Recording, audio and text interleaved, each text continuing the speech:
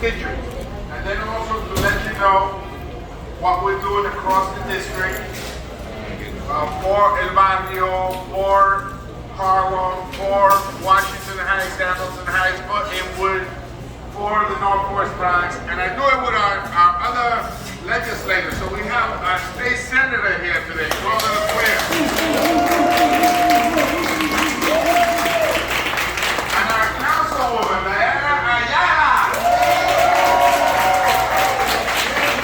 Everybody loves Diana Ayala. That's what I want to know. I want that kind of love. Well, a little guy like me, I deserve that kind of love. Right? Now we have the former councilwoman, Melissa Marviverico here with us.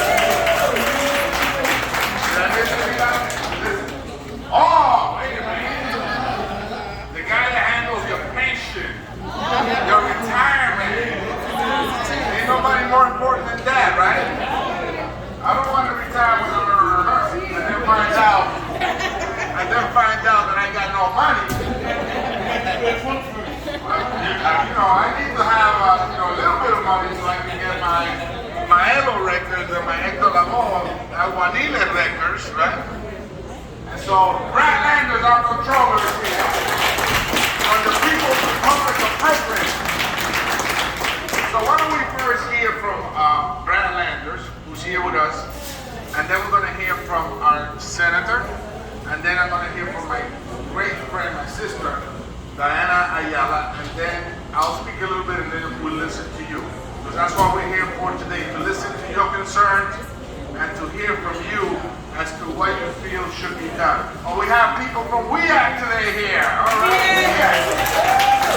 I went to the barbecue the other day and a veggie burger. What's that? That's like an alcapurria with no grease. Okay, so let's listen to Brad Landers. All right, buenos dias. It's really nice to be here in La Marqueta. Thank you so much, Congressman, for bringing us together this morning. This is a great crowd. It's really nice to be here. Whenever I'm in La Marqueta, I really think about the work that Melissa did to organize to make it happen. So lots of re-elected officials, nice to be here with here at our Congress. Melissa, this place is looking great. Thank you for all the work to make it happen.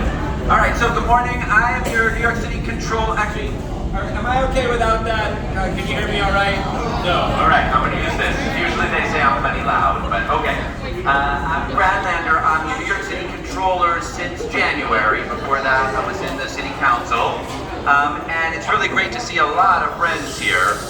Just very quickly, first of all, how many people here are either retirees of the City of New York or work for the City of New York or one of our agencies now? All right, first let's hear it for our public sector workers. Oh, yeah, me too, and obviously the state, but I only manage the pensions for the city workers. But look, the folks who are teaching in our schools or taking care of our kids or working in health and hospitals or just such important work. And the first job in the controller's office is to make sure that your retirement security is guaranteed. And I can promise you, last year the markets were up. This year, if you follow Wall Street, the markets are down. But we manage the money very carefully in the controller's office for the long term. The pensions are well funded, more than 80%. That's a great ratio. And we got an amazing team of people. And I just promise you, if you're a city employee or a retiree, your pensions are secure and you can feel good about it. And also we manage them responsibly, so you can be sure your money's not like in hedge funds that are extracting wealth from Puerto Rico. They're not fossil fuels that are burning up your planet. So your retirement security is guaranteed and invested responsibly for the long term. So that's our first job. Second job is to be a budget watchdog, making sure the money that the taxpayers pay and that we invest in our city is getting where it's going, that there's no funny business, and that it's getting to all communities fairly. And I'll just give you 2 examples of that. First, right now, we're in this campaign to make sure that all our schools get the resources and money that they need. You might have been following this, where the Department of Education budget went up this year, But if you talk to your school, 77% of the schools got a budget cut for an average of $400,000, even though there's more money in the DOE budget. I don't know about you, but I want the DOE budget get into our schools so it can educate our kids. So we've been working together, and the council, city council, Diana Ayala and the council have been strong fighters here saying we got to restore that money to our schools, and hopefully in the next few days the mayor will agree with them, will agree with us, and will put those resources back in the classrooms and the schools where they belong, all right? One other example of just making sure our resources get where they're going is places like La Marqueta. The city's contract budget all by itself is over $20 billion a year, and it will make you angry, but it will not surprise you to learn that women and people of color, black and brown folks, get a tiny, tiny share of our contracts budget. And so every year the controller's office is working hard to make sure our minority and women-owned businesses are getting a bigger share of the city's contract money. I was real happy to, for the first time, get to eat the delicious food at a moose-bouche. I'm happy to hear they're registered as an MWBE in our system, so the city can contract with them for events, but we got a long way to go to make sure our MWBEs, our small businesses in neighborhoods like this one, are getting the resources that they need. And then finally, one last way I think about the job of the controller's office is as the city's chief risk management officer. We're making sure we're paying attention to what the risks we're facing for the long term are. And that could be managing those pension funds to make sure that we're ready for economic storms.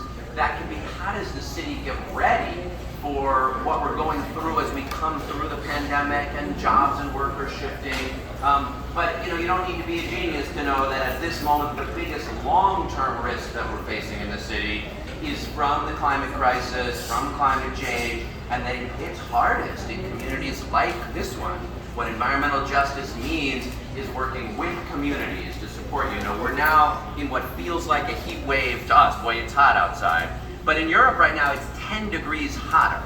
And if it's 10 degrees hotter, then that means people are dying from heat exposure. And the difference in whether you can keep people alive in a heat wave is whether you have resourced your community-based organization to be part of your emergency response and resiliency network, to know where vulnerable seniors are, to be speaking their language and have the connections that make a difference, because it's great if you got a cooling center, but not if people don't know to get there, not if no one's ever reached out and talked to them. So the kind of work that's happening right here and now, that WEAC does, I met Carol, that your community resiliency, community emergency networks are doing, that's long-term risk management. Just like managing the pension funds well, we got to manage the risks we're facing, and we'll only do that if we're serious about looking at the budget, but also serious about building together with the communities that are on the front line. So it's great to be here with you this morning. Thank you, Congressman, for inviting me, and I'll stick around after everyone's introduced to answer some questions. Thank you, Controller.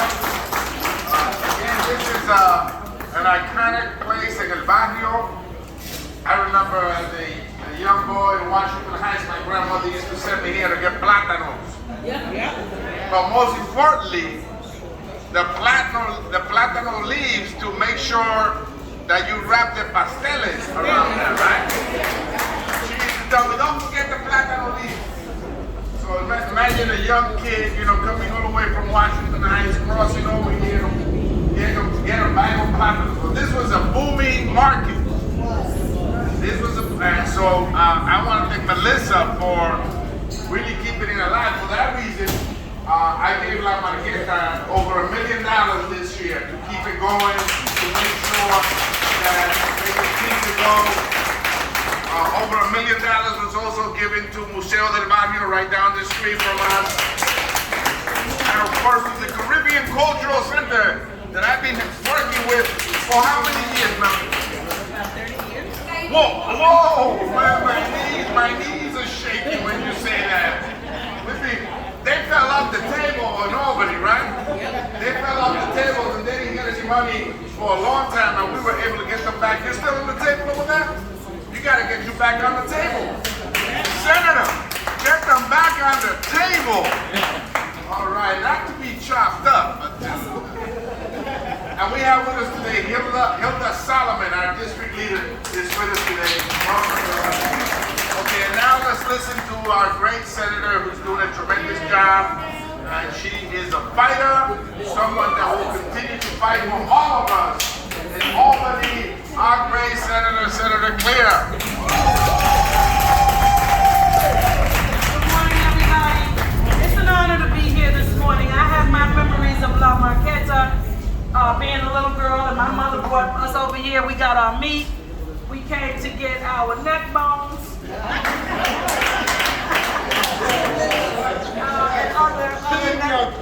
And other necessities and delicacies. So I am very happy for the work that Melissa has done in the city council. I happen to work for the councilman at the time that also helped support that effort. This is a great place because, you know, a lot of us are entrepreneurs in our community. We do a lot of food. You know, I bought food from a lot of different people, Friday fish dinners, spaghetti dinners, y'all have had them. And this place provides an opportunity for people who may not have the capital to have their own restaurant or their own setup yet, but they could come here and get started and incubate their program. And that's so important for Black and brown communities. For those pasteles, you know it. So we got a lot, so I'm really happy that this is here. So I am Cordell Clear. I am your senator for the last 7 months now. And it's been an amazing journey, but in those 7 months, I was able to hit the ground running. I have introduced 161 pieces of legislation. In 7 months? I co-sponsored over 200 pieces of legislation. Come on. Yeah. And no, I'm not playing. I didn't go over here to play. I tell them all the time. I didn't come up here for friends and likes. That's what I got Facebook for.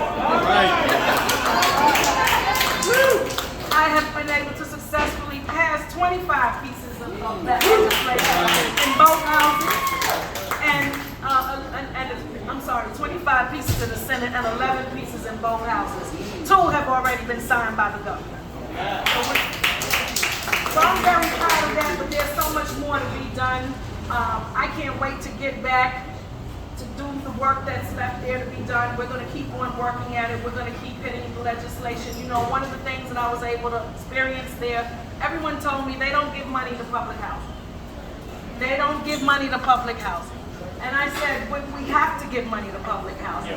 Public housing is really the only true affordable housing we have left. Without affordable housing, there would be hardly any Black or brown presence in this city right now. So I'm going to fight like hell to keep it open. So for the first time, we gave an historic $350 million to public housing this year. It's not enough. It's nowhere near enough. But this is the first time. Next time we're going to do more, and I'm committed to that. We're also going to look at really affordable housing. I'm tired of hearing the word. This year in the Senate, we voted that we will form a task force, and for the first time, the state will look at a real affordable program. We haven't done one since Mitchell Lama. It's time.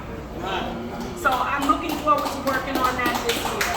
I'm just really anxious to hear what y'all have to say. I have a lot to say. I can tell you a whole lot of things. But I'm glad our congressman brought us together to have this gathering because it's important for me to hear from you. All the legislation that I do, it comes from you.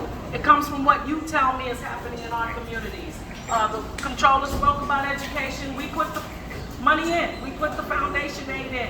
We're excited about that because we want every child to have a quality education. Like the congressman, I sat on the school board for over 10 years, over a decade, and then sat on the first Community Education Council. Why did we do that? Because we knew that our children are important.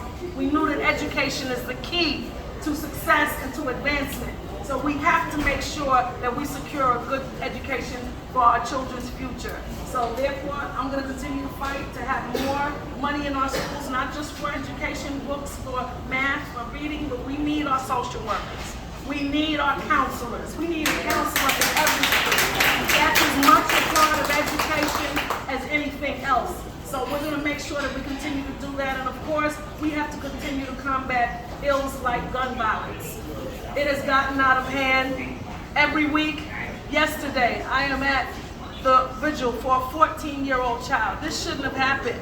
We have to do something to get illegal guns off our street and keep, due to the bad Supreme Court decision, make sure that guns don't get into the wrong hands. Right. So that's what we have to continue working on, and I'm going to listen to you. Thank you. Round of applause for our Okay. Also, I'll continue to poke in the numbers, right? We give $1 million to the Hispanic Federation to work with places like La Marqueta and the businesses, small businesses on 116th Street. It's important that we do that. Also, $500,000 for violence interrupters, credible messengers that could go into corners and diffuse situations that could turn out to be violence or homicides, and so we feel that that's an important component as well. And the 2nd Avenue subway, get ready because the 2nd Avenue subway is coming uptown. Joe Biden put in $400 million, committing himself to it, where we increase the amount in the New Ways program, which is the program that will ultimately fund the full funding agreement with the 2nd Avenue subway. We are now in the 2nd stage, the engineering stage. We want to push for a full funding agreement by the end of the year. And this September, first week of September, we'll have the Secretary of Labor, Marty Walsh, visit the neighborhood to see the 2nd Avenue subway and the jobs that it could produce, because we're also funding the Charles B. Rangel Transportation and Infrastructure Job Training Program at City College, so that we could train those young people from this neighborhood and others to have those prevailing, that's right, controller, prevailing wage jobs. Let me tell you about one thing that the Congressman and his colleagues did for the first time. People don't know enough about President Biden's infrastructure bill. I saw something that most people don't even think it passed. It passed. It's providing trillions of dollars. But for the very first time, thanks to the advocacy of the congressman and others, in the past you were not allowed to have local hiring provisions to make sure local people would get the jobs on the federally funded projects. But for the first time, that's the case, and it's a huge opportunity on the 2nd Avenue. And so the 2nd Avenue subway, the Kingsbridge Armory in the Bronx, those are 2 mega projects that should provide thousands of prevailing wage jobs. And for that reason, we have the Training Institute right there in City College for young people to get trained. And by the way, we have the job descriptions already, because we had the first phase going down the Silk Stocking District. Now, they didn't pay much attention to the jobs because those are some of the richest zip codes in the city, but I am paying attention to the jobs. For that reason, I'm bringing the Secretary of Labor, Marty Walsh, first week of September here to East Harlem and to the Bronx to see the Kingsbridge Armory there. So that the reason why I tell you this is because I'm very aware, and my intent is to have equity in funding. For far too long, one neighborhood will get more resources over the other, and so I'm paying attention to make sure that East Harlem, Washington Heights, and the Bronx, who by the way is hurting because some of those zip codes in the Bronx were the hardest hit during the pandemic, get fair funding, and that is equitable and it's transparent. You can go to my webpage and see it right there. We have also an interactive map in my webpage where you can report anything that has to do with environmental justice or the environment, whether it is a gutter in a corner that's clogging up when it rains, whether it is the waterfront development that's proposed for East Harlem, and we want the same thing happening in the Bronx, whether it is the 2nd Avenue subway, things of that nature. You can go to my webpage and you can report the issue. And my staff, my able young, look at that, I don't even have a scratch in their face yet. I'll see them in a year, but you know, they're capable. Look at Keith. Keith, how come you don't have a scratch in your face? You should have like stitches. But anyway, I try to bring the funding equitably so everybody, no one is left behind, okay? And with that, I'm working with the councilwomen on the open air drug use. We're not opposed to bringing help to those folks that have health issues. I feel very strongly that the drug situation drug use situation is a health crisis in New York City that should be really taken care of in the hospitals, right? Because it's a crisis, and that's the dignified setting for anybody with that kind of problem to be. William Smith is here with us today with this review. That's the only place that they should be really addressed. We welcome to help out folks that are in difficulty, but we're not going to get saddled with more than we are going to accept. We're not going to get saddled with that. No, absolutely not. The First Avenue and the East Side has to have their fair share. The West Side of Manhattan has to have its fair share. Soho got to have their fair share. Williamsburg and Brooklyn's got to have their fair share. Everybody has to carry the load equitably, so we're not saddled. 75% of the folks that need that help from the city of New York, from outside of the system, they come here, and we embrace them. But the councilwoman and I are working to see how we address a fair distribution of the services across the city. And right here on 116th Street and 125th Street and Lexington Avenue, Melanie, you know what's happening there. I don't need to tell you. I don't need to tell you. I know that. I see what's happening there. But the city has to ensure, and places like Mount Sinai and others have to ensure that this is distributed across the city of New York, and that the entire city puts its shoulder into it and addresses it. It shouldn't be an East Harlem issue only, or 125th Street, or Washington Heights. You know, the mayor had 2 harm reduction sites opened up just before he left. He put them up for my things and said, "My man, what's going on here?" You know, I mean, can you wait? Maybe the new mayor has a different idea. I'll take one, but don't give me both. Oh no, I gotta do this. Well, we're gonna fight back, right? We're gonna fight back, and we're gonna make sure there's equity in this. All right. With that, I give you your councilwoman, the deputy speaker of the city council, the one of the club like everybody is hating right now, Diana Ayala. I don't know if that's true, but I hope that you all love me as much as I love you. I mean, so much has been said already that it kind of, makes absolutely no sense. I should just be saying hello and open up the floor for questioning. But I wanted to kind of piggyback off of some of the stuff that, my brother, the Congress member, referenced in regards to the opioid crisis. One of the unique things about Diana Ayala, right, and other members in the body that look like me and represent, communities like this is that we, unfortunately have more than our fair share of personal experiences with the opioid crisis and with mental health trauma. We have witnessed and, survived many, many traumatic events. And so many people in this room know somebody or know somebody that knows somebody that maybe died as a result of the AIDS epidemic, that was impacted by an increase of numbers of hepatitis C because we weren't adequately ensuring that people were not sharing needles. This is really like the most unattractive conversation I ever have to have, but I want to have it honestly. I believe in fair share. Please do not call my office because I want to just clarify that the state grants the authority, and I'm not trying to throw my state reps under the bus because this predates them, but it's the state that approved the opening of these harm reduction sites in our community. The city, me, then has to figure out where I'm going to get the resources to deal with the oversaturation issue.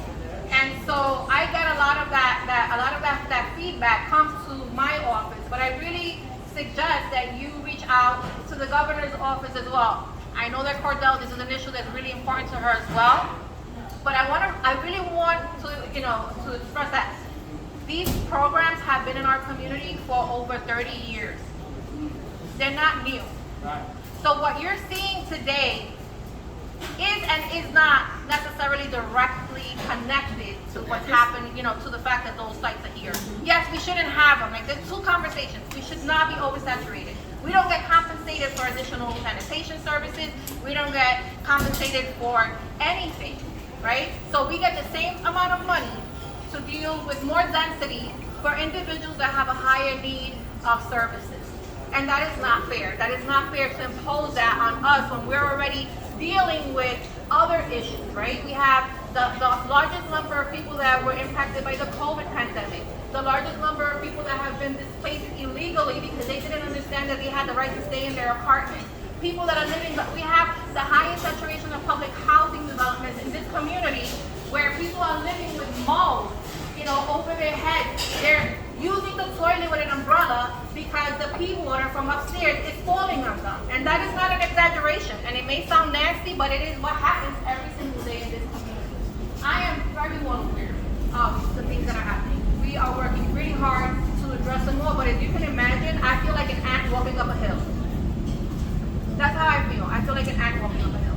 And so I work with and I rely on my government partners to help. But when it comes to the opioid crisis and the mental health stuff, I ask that you please try to be as sensitive. We're trying to figure out what the best solution is so that those individuals that need help because they need help, and I'm very open about this. I have a sister that overdosed 3 times during the pandemic. And it was those same clinics that offered the Narcan that was able to reverse my sister's overdose and that allowed my sister to be with us today. So just think about that, right? We need to be very careful with how we, how we stereotype, right? And further inflict trauma on a situation that's already really, really bad. So I want to recognize the need to do better and the need to rectify those issues, but I want to keep those two things separate, right? I'm focused on the drug dealing that's happening in this community. That should outrage you. When you stand on 116th Street, every single day, there is a whole crew of gentlemen selling heroin. I know them by name. They open my car, hi Miss Ayala, they damn near buy me coffee every day. Because I have such an intimate relationship with them already. I have had conversations with, the mayor's office, with the commissioner's office. A couple of days ago, we was in a store with the deputy mayor for public safety on this. But I don't want us to lose sight of what's happening. We can focus on the individual that's getting high in the park. But if we're not addressing why that individual is getting high in the park, which is because he's getting the drugs on 116th Street, we're not doing anything. We're just displacing them and moving them from one place to the other because we don't have the authority to make them go into a program. We cannot rush our way out, around this issue. And so I really implore you to reach out to your local precinct as well because I really do need that support. I need a lot of that attention focused and redirected at the drug dealing that's happening. When Melissa was speaker, we did the 125th Street Task Force. If you think that 125th Street is bad today, let me tell you a bridge. It was horrible. Mel's there. There were, easily 700 people living off the street on 125th Street. And it was because we had a serious synthetic marijuana issue. We were the epicenter. So people would come from everywhere else to buy their synthetic marijuana there. And so I knew as a staffer that there was a law that had been passed around synthetic marijuana. So I went back and researched that law and realized that it really was meaningless. And so I went back to Melissa and I said, Melissa, this is what's going on. And she was able to immediately, within a week, we were able to introduce 3 pieces of legislation that directly went after the small businesses that were selling it out of their establishments on 125th Street. Because these were not good small businesses. They were making a profit off of, and really infusing poison into our constituents. And we were able to also introduce a local law that made it a misdemeanor to sell anything resembling synthetic marijuana. Immediately the population went down by 85%. So don't tell me that if we're not addressing the drug issues, the drug dealing, right, that doesn't have a direct impact on what we're seeing in the street.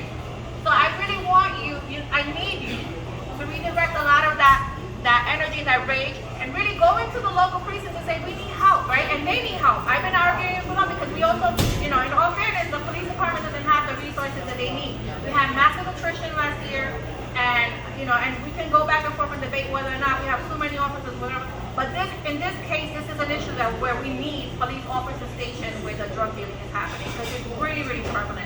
And really quickly, because I know I took up way too much time, but I know this is an important issue here. I don't know how many of you know, but we were able to get over $350 million allocated to renovate the East Harlem Esplanade. And this is a joint partnership with the Congress member's office, with Assemblymember Rodriguez, with the state partners, Melissa. So it took a long time, but you know, we deserve an Esplanade that's as beautiful as anything that's happening on the west side. And we also have, you know, I've been very purposeful about putting money in Metropolitan Hospital. As you guys know, that's our public hospital. A lot of people that live in this community that don't have insurance go to Metropolitan Hospital, and the hospital is really, really outdated. So when people walk in there, they don't feel like they're going to get the same level of care. And so we put in close to $73 million to date. And I am going to ensure that before I leave, that they have a brand new emergency room. And we're also looking at renovating the patient ward, because if you haven't been there, and I was there, my mom was in Metropolitan this year before she passed away, and I went to visit her, and they still have that 6-person per room and no TV, and I was like, oh my God, these people who were sitting here during the pandemic, like, if you've ever been in the hospital, it's the longest day possible. At least your phone may distract you, the TV, you watch a telenovela, whatever you want to do, nothing. And so we want to fix that, because we deserve the same quality of care that anybody else does. So I'm here to answer questions. Thank you. So I'm going to move. Thank you all. We're gonna listen to the police officer, Leslie woman with getting funding. We gotta double down on our efforts, right? And it makes no sense to spread ourselves thin when we can come together and really bring home a much needed project. So I'm going to be consulting with the senator and the councilwoman as to which are the projects that need funding. And with that, I'll bring you. What was that? He does that already. You should know that he's always calling. Well, you know, we need to put money here. Where do we need? Like, are you identifying something? You know, thank you so much. Thank you. Yeah. Look at that. She remembers. Well, now we have Officer Lassinieri. Did I say it right? My name is Adriano Espaillat. Believe me, I feel your pain. But anyway, from the 23rd precinct, and he's going to speak to us about some of the issues here. Thank you for being here. Probably not. You do.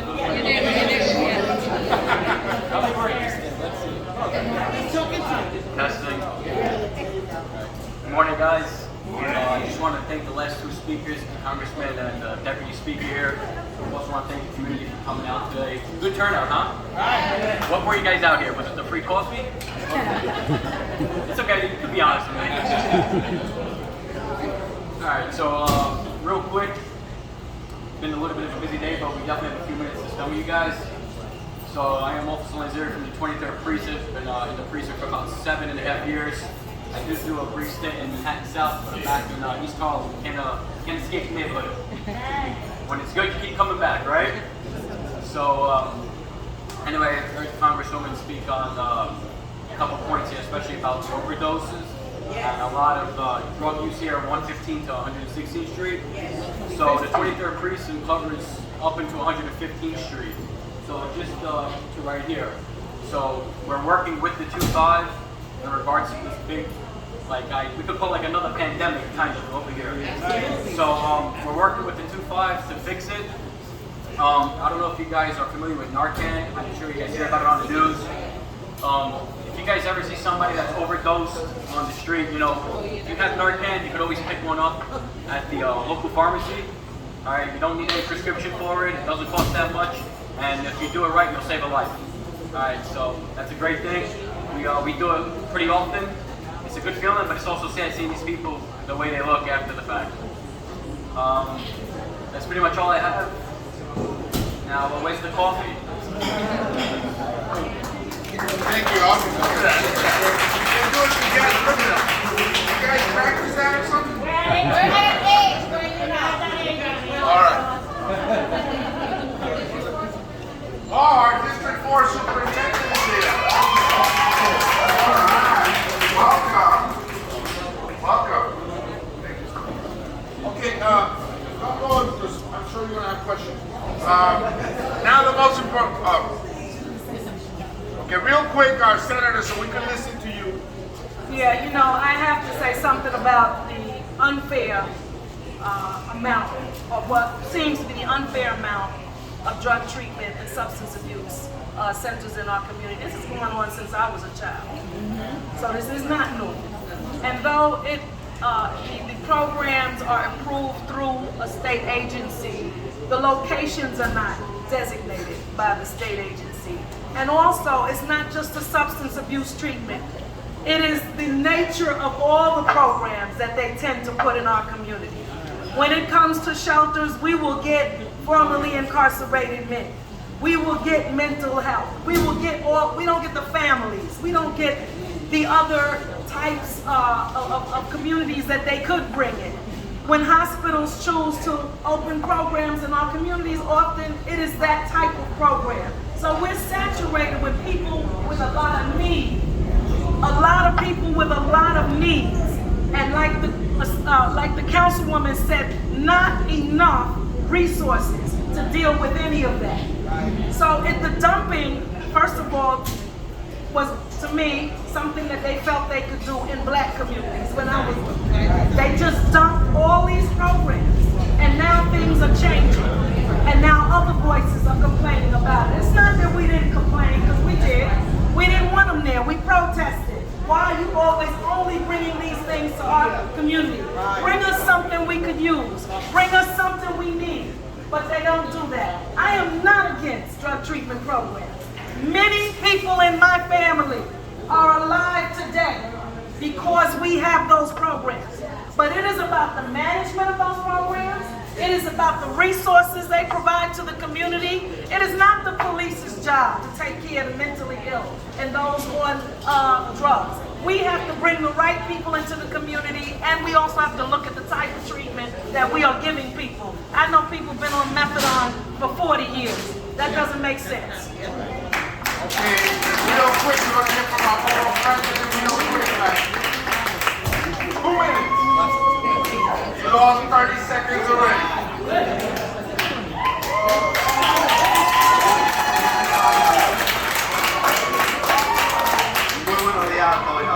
Great to be here with all you. I'm sorry I'm late. I was with Reverend Sharpton at National Network. And you know, once he starts talking, you can't get off the stage. You gotta be respectful. Welcome, Comptroller Brad Lander. Thank you so much for spending your Saturday morning here in East Harlem. We appreciate you and are grateful for your leadership.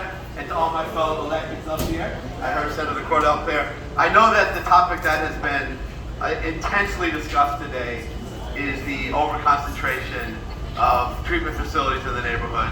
And I know that you heard both from leaders who understand our city has to treat people who are in the grips of opioid addiction. Of course, we must do that. That is the smart thing to do, it's the humane thing to do. But we want to make sure that there's fairness in where those facilities are distributed. And there's probably no block in New York City which illustrates the unfairness of how we've concentrated these sites in 124th Street between Lenox and Adams Pitchcott, where we have really remarkable concentration, just on one block. It's created very difficult conditions in the surrounding neighborhood. And while I don't have an announcement today, I can tell you that I'm in very advanced talks with one of the providers, which is Mount Sinai, about closing that facility. And it's been a very productive conversation. And I'm optimistic I'll have an announcement soon. And we've heard from you about your desire for fairness and how these facilities are distributed. So more updates on that soon. But thank you again for coming out here today. Thank you to the Congressmember for convening us. Thank you to our wonderful Comptroller. Thank you to former City Council Speaker, mi hermana Melissa Mark Viverito, who's here too. Thank you to amazing local council member, her successor, Diana Ayala. You got a great collection of leaders here, Congressmember. Thank you for getting us together. Thank you. County's Imad Salas, who's Borough President Levine's appointment to the DOE's PEP. Very much. All right, and I guess another note on the 124th Street issue. There's also the bus service from Ward's Island issue. You know, I believe that there should be different routes because folks may want to go to the Bronx, right? Or to Brooklyn or to Queens. That's where their families may be. Right, so there's no reason why everybody's got to be dropped off right on 125th Street. So we're looking, and we'll work with the borough president to see if different bus routes are created for folks that have families or needs in other boroughs that are not necessarily right here in Manhattan. And we have also our superintendent, Ms. De La Cruz. I'm going to say 2 minutes, and then we're going to hear from you. I want to hear from you, that's why I can't get there. Happy Saturday, everyone. It's an honor to be here. Thank you to all of our elected officials. I'm here to listen and learn, as well as we have a summer rising tour starting August 1st. You're all welcome. I have business cards, but if you want to visit and check out any of our G4 schools, we would love to have you come and see the great things that are going on. But again, we're in this together and we're going to continue to keep putting our children and families first. So thank you for